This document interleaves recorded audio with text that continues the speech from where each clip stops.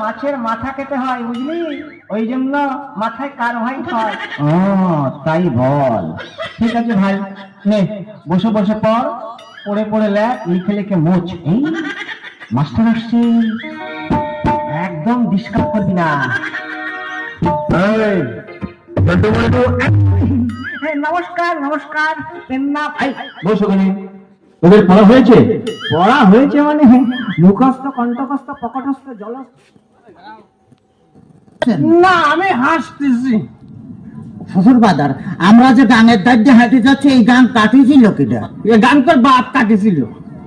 এত বড় গান আমার বাবা কাটেছিল? হ্যাঁ, তোর বাপ কাটেছিল। আমার বাপ কাটেছিল তো এই এত মাটি ফেলেছিল কারণে। মাটি এত মাটি আমি খাইছিলাম, সালারি তোরে দাম ওই কোথাকার। তাতে কিস কিস করেছিল না?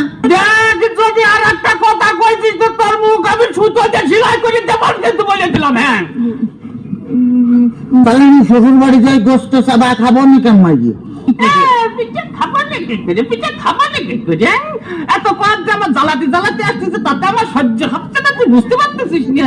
আসলাম তোর ওই শাশুড়ি আর কি ওই বাবা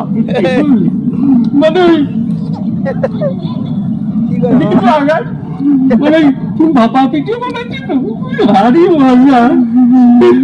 শ্বশুর বাদারকে বিয়ে করেছেন? দেখ তো কথার ঢং। হ্যাঁ, বিয়ে করেছি কিনা? বিয়ে না করে তোরটা আসলো কোনটি? সালারি তোরে কত টাকা? আপনার কোনো ছেলে ফিলে হয় নাই শ্বশুর বাদার?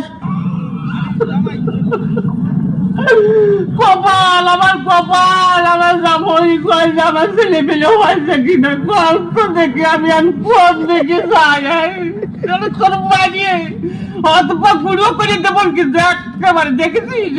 তাহলে আমি শ্বশুর বাড়ি যাই গোস্ত চাবা খাবো নাকি? গোস্ত চাবা খাবার কি করে?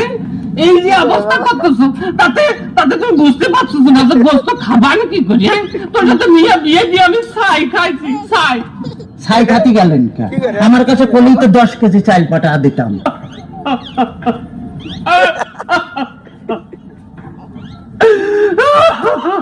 কাঁদতেছেন শ্বশুর বাদার?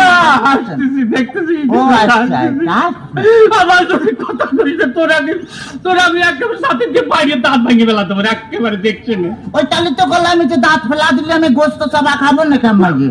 তোর দোহাই লাগে, তোর দোহাই লাগে। আর কথা কইছে, তোর দুইটা বাতে ধরেছি, তোর দুইটা পায়ে ধরেছি, আর কথা কইছি, আর কথা কইছি।